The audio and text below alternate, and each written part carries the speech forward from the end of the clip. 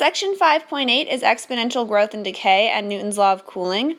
What you should notice about the exponential growth and decay formula is it's exactly the same as the compounded continuously formula from 5.7. The only difference is they call the initial amount A naught instead of calling it P. If you have a positive rate, then it's going to be growing. If you have a negative rate, it's going to be decaying. On this one, they give us the equation that models the growth rate of this bacteria, and then they're going to ask us some questions about it. So go ahead and pause the video and answer questions A through D.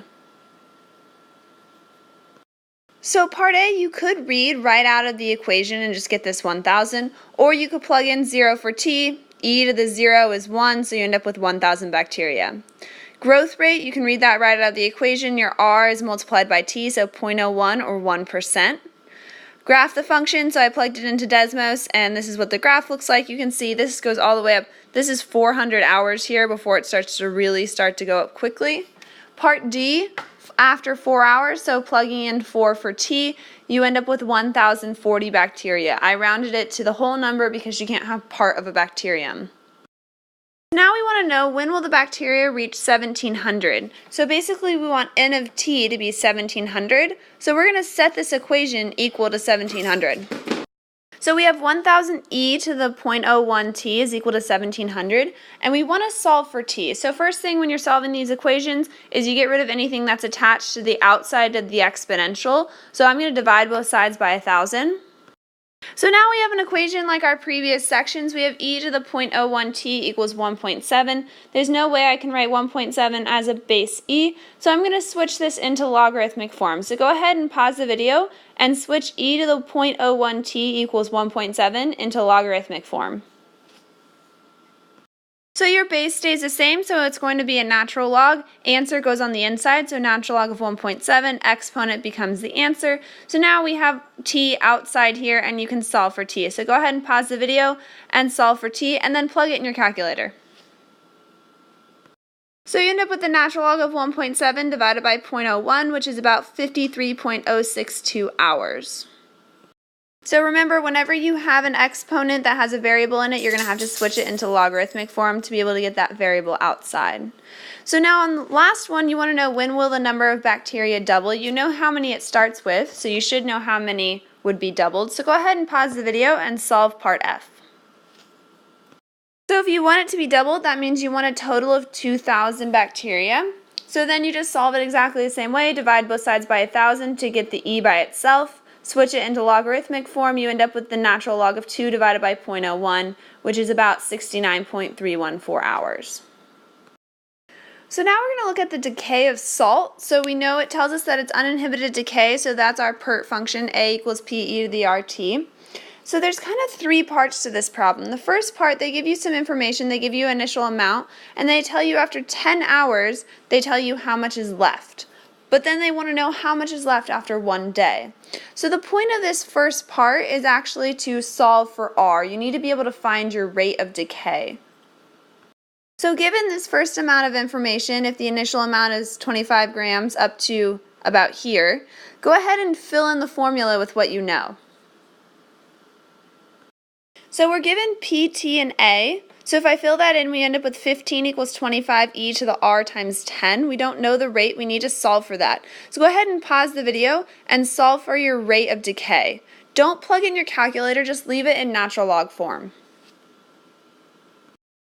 So I started off the problem the same as the last example, divide both sides by 25. So you get 0.6 is equal to e to the 10r.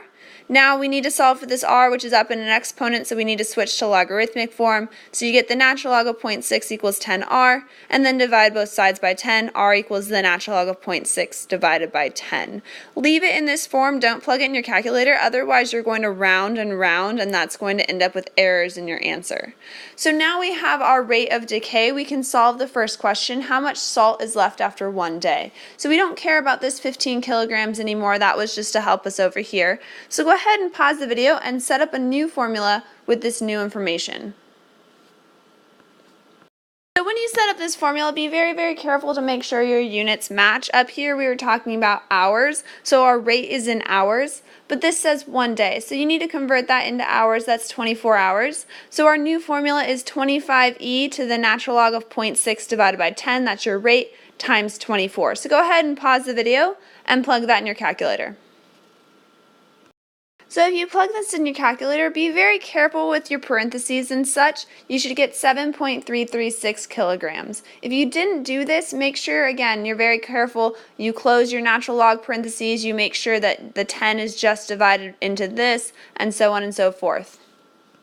So the last question wants to know how long it takes until a half a kilogram is salt left. So go ahead and pause the video and fill out again what you know and fill out your formula with what you know.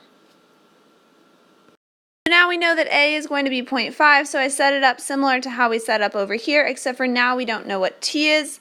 So again, same situation as we had over here and in the previous example. So go ahead and pause the video and solve for time. So again, just like the previous, divide both sides by 25. 0.5 divided by 25 equals E, natural log of 0.6 divided by 10 times T. And then I switched it into logarithmic form. Natural log of 0.5 divided by 25 equals the natural log of 0.6 divided by 10 times t, and then divide both sides by the natural log of 0.6 divided by 10, and you end up with t is equal to 10 natural log of 0.5 over 25 divided by the natural log of 0.6. Then you can plug it in your calculator and you get about 76.582 hours. Be very careful not to plug in your calculator anywhere else. Wait until the very end. That gives you the most exact answer. This last part is Newton's law of cooling. This is like if you take a pie out of the oven and set it on the counter, how is it going to cool based off its original temperature and the temperature of the room? One thing to be very careful of is a capital T is temperature versus a lowercase t is time. So there is a difference between those two t's. So go ahead and pause the video, write down these notes before we move on to an example. So here's an example. You're taking a steak out of a freezer and trying to thaw it. So go ahead and pause the video and read up to the red line, figuring out all the pieces of information that you know. This first part, we're trying to figure out our rate of cooling or heating in this instance. So that's why they give you this information and why I paused you there. So you should have set it up like this. Your initial temperature was 28 degrees and the room temperature, capital T, was 70 degrees. The ending temperature, U, was 35 degrees and our time, lowercase t, was 10. So now we need to solve for R. So when you're solving this, make sure, just like as if there wasn't an exponent here, you get rid of anything that's added or subtracted first. Don't try and combine these. So go ahead and pause the video and solve for R.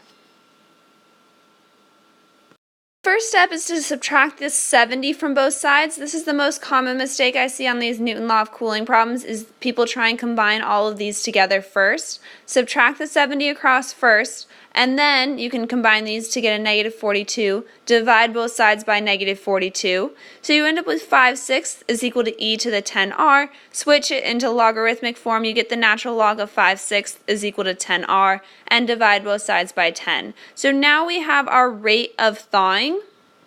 And we can answer the question, what will the temperature be after 30 minutes? So go ahead and pause the video and fill out the formula with our new information. So filling in all our information, we don't know U, we know capital T, U naught, and again capital T. Our rate, we just found the natural log of 5/6 divided by 10, and now our time is 30 minutes. So now you can plug this in your calculator. Make sure you type it in exactly as you see it here with the parentheses here so your calculator does the correct order of operations. And again, be careful with your parentheses when you get up here with the natural log and the exponents. So if you plug all this into your calculator exactly the way that you see it, you get that the ending temperature after 30 minutes is about 45.694 degrees Fahrenheit. The last question asks, when is the temperature 45 degrees, or how long does it take? I mean, this is almost 45 degrees. It's going to be pretty close to 30 minutes. You guys should be able to solve this. You set this for U, and your T would be unknown, and then you'll solve for T. So when you're solving these problems, make sure you know what formula to use for growth and decay. It's always PERT. Make sure you know where each piece of information goes into the problem. Sometimes you're going to have to do a little bit of work, like finding the rate, before you can then find the questions that they're asking.